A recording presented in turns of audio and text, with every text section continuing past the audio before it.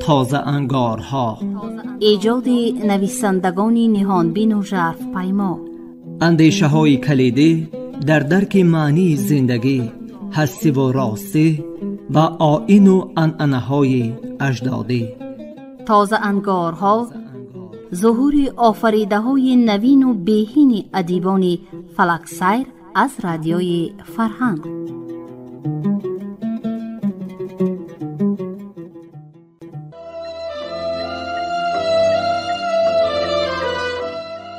شنوندگان عزیز، علاقمندان گفتارهای ادبی رادیوی فرهنگ، حالا از سلسله گفتار تازه انگارها از خوانی ایجادی نویسنده نامدار تاجیک بهمنیار از کتاب سرمده حکایه های دلپذیری را در قرائت نامزد علم‌های فیلولوژی عبدالجلیل امان به سمعتان میرسانیم. به این خاطر چون حرفای آهنگر به گوشش رسید، از غضب ترکید. چون پفکی دستی کودکان نخست میلی هوا کرد، پس آن مهوا در زمین جوست، جا نیافت و برجست، روی خاربوته نشست و ترکید. پناه به چرخ کلال آورد، کوزه سریشت، قانع نگشت. مشت به تارکی کوزه زد و کارگاه را بیشت. پاها را برهنه ساخت، روی خنبه گیلی نم برآمد. خنبه را میرشادی انگاشت. هی سم زد که اسبی جومس گردی طویله چونین سم نمیزد. مانده شد چطور نشود. از گیلی سم زده او سفالی کوزه، چه خشتی مقبره سامانی یا کاشی های تاج محل را ساختن می شایست. یک موندی آب را دم کشید، چه فکر به سرش زد که کمی آسایید. حتی لبخندی رضامندی بین بروت و ریش چرخید. داراشا زن و دختر را فرمود که دروازه خاطر را از درون قفل زنند، آن را برای کسی نکشایند، حتی اگر باغشا پوری یارشا از گور زنده گشته باز آید. داراشا دری خاطر را برای عالم بست و دری کارگاهش را برای زن و فرزند. خود پسی چرخ سفالگری نشست که انگار فکری خیستن نداشت. یک هفته دراز کارش همین بود که صبحی خروسبانگ به کارخانه داخل می شد و شام شبچراغ خارج. نان و چای را از روزن می گرفت و دختر و زن را داخل کارگاه راه نمی داد. زنش فضولی می نمود، با گوشی چشم داخل را دیدن می خواست. از روزن داخل را می نگریست، آنچه می دید هوش از سر می پراند. پشت چرخ داراشایی سرلوچ و پالوچ نشسته بود. عرقشار سر و رو گیل مشت میکرد. چیز ساختن میخواست، موفق نمیشد مگر برهم میزد. نهایت یک روز نه دختر یاد داشت و نه زن که کدامین روز بود. خودی داراشا نیست، همه حساب روز را گم کرده بودند. کوزگر ندای شادیانه در داد. از کارخانه بیرون آمد، در را قلف زد، 2-3 ره گام برداشت، باز پس گشت که قفل را سنجید. قناعتمند زن و دختر را به تکوده واداشت. فرمود تگلی پروایی را از آغیل بیرون کشند، قصاب را آرند، تگل را سر زنند، خام شوربا اندازند و خیش و تبار یار و همسایه را به مشکل کشا بخوانند. زنی داراشا را در دلش وسوسه افتاد. نیهان از دیده شوهر آمد و رفزن را روی چرخ خلطه بالای چیزی نیم متر افکنده دید. چیزی نفهمید، کیف در هم کشید، نارضا سر تکاند و پی اجرای فرمانهای شوهر شد. تقریباً 20 نفر خیش و تبار و یار و همسایه جمع شدند. خام شوربا خوردند. ملا بخاری زاده به گمانی مشکل کشا از قرآن سوره خواندند. دست به دعا برداشتند. حاضرین نیز برداشتند. ملا از درگاه باری به کوزگر برای کار خواستند. حاضرین نیز به یک آواز خدا به کارش رونق بخشید آمین گویان دست بر او بردند. جوانکای مجلس اهلانه دسترخوان را غون داشتند. مردم در تردد خیستن و نگرانی صاحب خانه بودند. خودش همان خلطپیچی زنش دیده را بغل زده از در آمد. به حرف آن را بین دوره گذاشت و قامت علم ساخته وعظ گفت که بعدها خالدار چیلدروغ آن را با 1000 آب و رنگ خود بافته به نادیده و ناشنیده ها نقل میکرد. عزیزان، گفت داراشاه، پای قدم مبارک شما بود یا اثر دعای ملای مسیحانه پس؟ بخاری زاده که این ظرفی که ساختم و در کوره پختم و الان بیرون آوردم نه تنها نشکست، حتی درز هم نیاورد.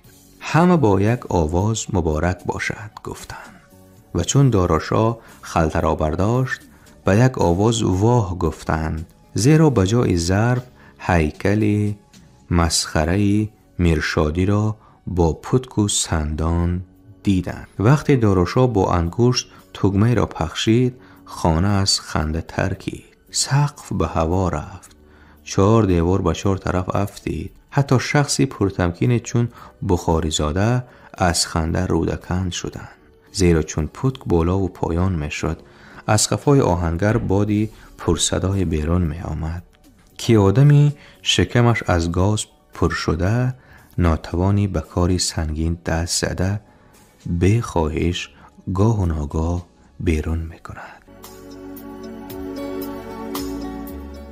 میرشادی. روزی دیگر چون مردم از میرشادی پتک زن و قصه آن خبر یافتند، به خانه داراشاه حمله بردند تا یک ره به چشم سر باد انداختن آهنگر را ببینند. یک نفر نماند، همه آمد و دید. حتی بابای سنگین که بیماری زمینگیر بود به چی معجزه به پا راست شده بود، به کمک کسی عصازنان آمده بود. 2 روز که بعد او را برداشته بردند، چرا که پیرمرد از پتک زنی آهنگر چنان ضعف بود که از سال رفت. این دفعه آهنگر از قهر و از غضب چنان پتک میزد که یاورش خف داشت. سندان را نرم میکند. صدای پتک زنی او تا کناره های ده میرسید. داراشاه هم میشنید. ریشی سیاهی انبوهش را پنجه میکشید. از خوشحالی گاه لبخند میزد و گاه میخندید. زنش نارضا غرغر میکرد و سر میجنبانید. به سرت بلا خریدی، به سرت بلا خریدی. از پتک زدن تفس دلی میرشادی پس نشد که نشد. پتک را به سوی پرتاب کرد. از آهنگرخانه بیرون آمد. راه خانه داراشاه پیش گرفت تا رود و بلعجبی ساخته او را بگیرد، به سری گیلکار بزند. اگر سر شکست جان میرشادی می رهد، اگر پتک زن شکست جان داراشاه می رهد. خیریت مردم سری راهش را گرفتند وگرنه خونریزی یقین بود. آهنگر را شرم داراندند که کوزگر با هنرش می جنگد. تو هم از هنر چیزی داری بینما. میرشادی لحظه چند در کوی اندیشه سرگردان شد. سپس سر از گریبان اندیشه بیرون آورد و گفت: مشت زوری به کسی آبرو نیاورده که به من آرد. حق شما راست، باید پی فکر و دیگری شد. جنگی هنری باید کرد. اما معلوم شد که او 20 سال دست و بازو را مشق داده سر را فراموش کرده بوده است. زیرا 3 شب و 3 روز فکر کرد یگان کینی هنری در اطراف سرش دور نزد. پیش نظرش نیز نمودار نگشت. علقده شد، دیوانه گشت.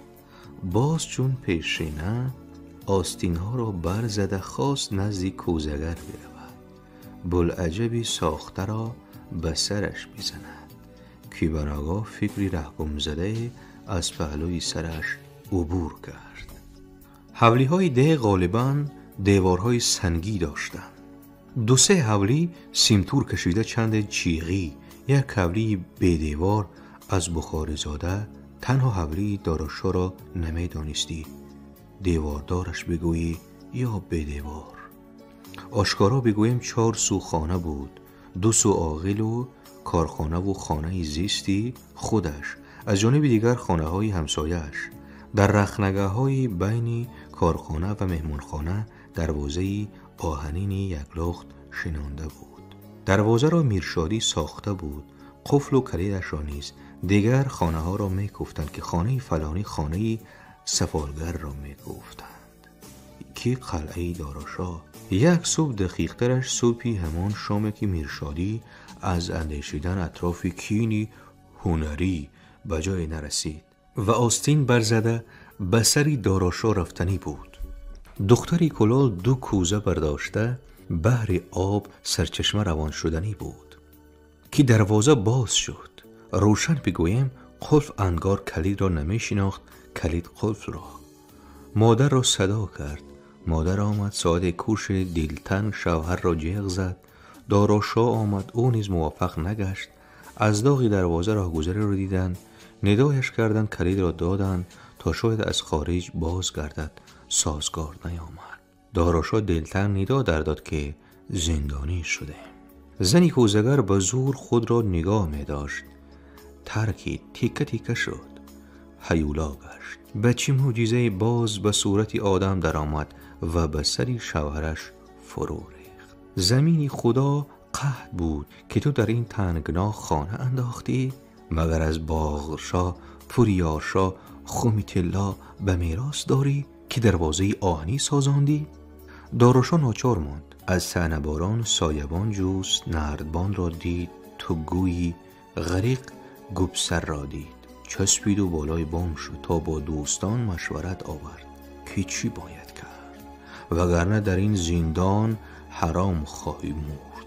نشود که 2 نردبان گذاری از این سو و آن سوی دروازه، آب کشی، غذا کشی، پی کار روا کنی، مسخره عالم گردی. قصه کوتاه تا شام بحث آراستند و بالاخره دوستان به نتیجه رسیدند که غیر از آهنگر دیگر کسی نمیتواند به داد کوزگر برسد. کوزگر در هیچ صورت به آهنگر روی نیاز آوردنی نبود، اما ناچار بود که مسلم و آشکار بود، به شرطی که دوستان میان رو شوند. نزد آهنگر روند. ناچار راضی شد. میرشادی صبح از ماجرای خانه کلال آگاه شده بود. چطور نشود که خود نصف شب رفته قفل را خراب کرده بود.